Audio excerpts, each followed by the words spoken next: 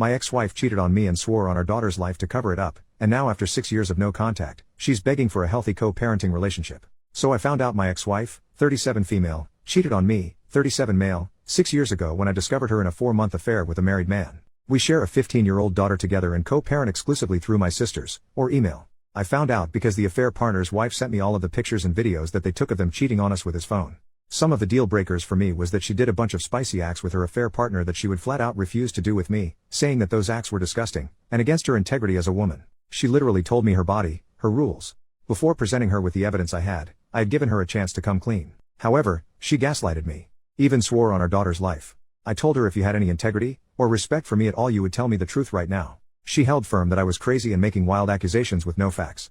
So I then present the facts. When confronted with the evidence, she broke down and looked me in my face and said she is a piece of crap and knew her betrayal was beyond disrespectful and ultimately something I would never forgive. I told her going forward under no circumstances except health, safety, and the life or death of our daughter should she contact me. We divorced soon after. Fast forward 6 years later. Last month my daughter asked if I would attend a dinner that she was cooking to prepare for her baking and cooking competition coming up. I of course agreed, but the kicker was her mother, my ex-wife, would be there too. She knows why we divorced and accepts that I've gone no contact with her mother. Mind you, I haven't seen or spoken to my ex-wife in close to 6 years. At the dinner some of my former in-laws and ex-wife were there, as well as my sisters and myself. My daughter's food was delicious and everything went pretty smooth.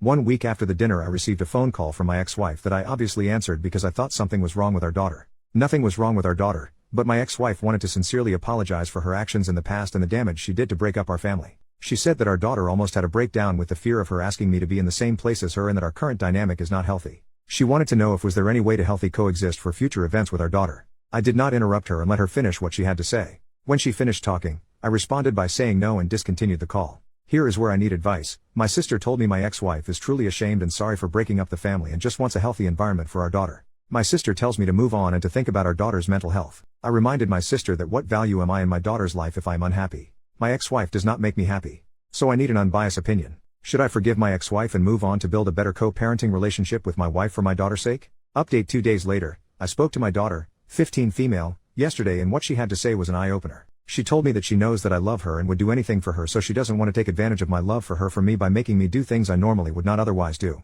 She says her mom is struggling with sadness sometimes and tells her all the time that your father is not ever going to move past hating me, which makes it hard for everyone else to stop judging her for her past as well. Apparently my ex-wife is venting her grievances with our daughter because she has so few friends.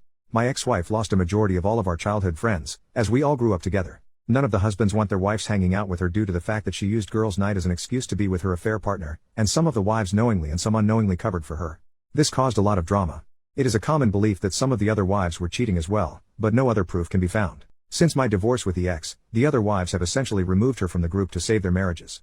Anyway, my daughter also explained to me that she missed our family being together if she was being honest, but understands that me and her mother love her. She then asked me about forgiveness, and then about unforgiveness, things people cannot be forgiven for. I told her that is ultimately a standard you have to set for yourself. It comes from the morality and values you have within yourself. I explained that sometimes you can dislike the actions, but not dislike the person. And sometimes you cannot unassociate the actions from the person. Then I gave her an example, Joffrey Baratheon from Game of Thrones. She hates him with a passion. I said her mother is someone whose actions I cannot unassociate with her. I said it doesn't mean she is a bad mom, it just means she is someone who I cannot disassociate with her actions. As a result, mine and her relationship can never be the same. I then told her just because someone says sorry, that it doesn't mean that everything is okay. Unfortunately some actions have consequences, and in her mother's case her actions are a part of who she is as a person. My daughter then asks me if I have ever forgiven someone who has hurt me before, and I said yes. I have forgiven a lot of people. Forgiveness is a very important quality to have as a person. Ultimately, we had a very good conversation last night and said me and her mom will always be there for her when she has big life events. I will be talking to my ex-wife soon about her comments to our daughter. Second update 10 months later. So, after my last post I decided to schedule an appointment with 2 separate therapists who specializes in marriage and family counseling after divorce. I saw these 2 therapists over the course of 5 months. I did 5 sessions with each therapist, 1 woman and 1 male. In the sessions, I went over all my issues I dealt with my ex-wife and the current dynamics we have in place now. I showed both therapists my Reddit post and wanted truly 2 non-biased opinions from 2 professionals of the opposite sex. The advice they both gave me provided the contrast I needed to make necessary changes if any in my life. The first thing I did was invite my ex-wife to join me in 3 planned therapy consultations in which I would pay for. The goals were simple. First, create an avenue for my ex-wife to start speaking with a professional instead of our daughter about our issues. Second, give her closure, not forgiveness, but an opportunity to give her any answers she may need to recovery and be a better mother and person to our shared child. Lastly, build and commit to a plan that we will follow on how we will deal with parenting our daughter and behave at shared life events, and she actually accepted my offer. First session. The first session was all about sharing our point of view on the current state of our lives, and what we both want for our daughter.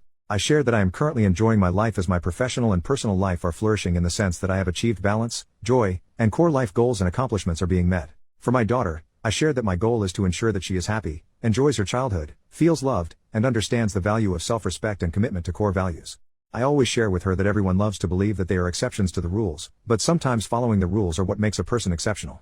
Having a clear sense of what is right and wrong and behaving in that fashion is very important to who you are. I shared my biggest regret in life would be if my daughter turned out like how her mother used to be 7 to 8 years ago. It was brutal saying this in the session, but I truly believe and fear this. My ex-wife then shares the current state of her life. She is very passionate about her career, interior-exterior designer. She quite literally turns houses into homes. She shares that she is currently working on herself because her past few relationships ended poorly because of her baggage from our marriage, and divorce has made her very afraid of commitment. She also wants our daughter to be happy, loved, and a hard worker. She responded to my comment about me being afraid of my daughter turning out like how she was 7 years ago. She said her pride was hurt by that comment, but years of therapy help her realize she must accept that her actions of the past have warranted that kind of comment from me. She said she knows our daughter does not want to be like her because our daughter has asked her many times, besides cheating on dad, what is the real reason why he will never forgive you? She said people cheat and get divorced all the time and they are still friends. However, dad truly thinks you are a bad person, but a good mom. For years she thought I was poisoning our daughter against her, but quickly realized that was just her own guilt eating her away. The session ended quickly after that. Second session. This session my ex-wife asked a lot of questions. I mean a lot. Nevertheless, I answered all of them honestly and bluntly. The 3 main questions she asked were the following. 1. How did I heal from the wounds that she caused, and what advice could I give her as she is still trying to heal from the wounds she caused herself? I explained that the damage she caused wasn't like a stab or a cut wound that you could stitch back together. I said her damage was more like she amputated a limb from my body. My recovery wasn't focused on healing, but rather on how to walk, lift, or learn how to eat with my feet because I no longer had hands. I recovered from what she did by reteaching myself how to not be defined by my disability, become a victim, but more importantly gaining strength from it. I ended by saying I am still recovering, there is no healing this wound, the leg is gone. I said my advice to her would be do not amputate your next partner. Stop focusing on healing and start prioritizing recovering from the damage you caused. Some things cannot be fixed, but they can sometimes be replaced, or provide life lesson on how to behave in the future. 2. How can she replace what she has broken? I reply by giving an analogy. When a woman has a miscarriage, she doesn't replace the child she has lost when she has another baby. She values the life of the child she is because she knows what it is like to lose a child or not have a child at all. She doesn't replace what she has lost, she has to use her previous loss as a vehicle to find love in what she is now. I reiterated that she cannot replace or fix this. Her actions are permanent and cannot be undone. She must recover and use her experience to be better next time. 3. Is there anything she could do to allow us to be friends again? I replied by saying no. However, her being a great mother to our daughter and showing her how to recover from making the mistakes she made in her past would go a long way in making sure our shared interest is met. I explained there is no scenario in which I can give you forgiveness, because it is not a gift I can give. This gift must come from yourself. I cannot be responsible for your happiness or forgiveness. 4. Would you allow me to keep trying? I respond sure. Last session, we made major agreements. We came to an agreement that I would allow her to contact me outside of emergency if she agreed to not speak about our relationship with our daughter. Please let her be a kid. She can call me directly if she wants to coordinate vacations, holidays, or gifts. I will agree to do 1 counseling session a year with her until our daughter is married or graduates from college. The goal is the session is to build a stronger co-parent relationship and ensure we are not letting our past ruin share experiences with our daughter. Overall, it has been 3 months since our last session, and I believe that I did what was in the most important immediate need for our child, which was ensure she does not feel she is responsible for me and her mother's happiness when it comes to her life. She is back to being a now 16-year-old teenager, worrying about boys, clothes, and social status, which I am perfectly happy to deal with. As for my ex-wife, that is a whole other thread.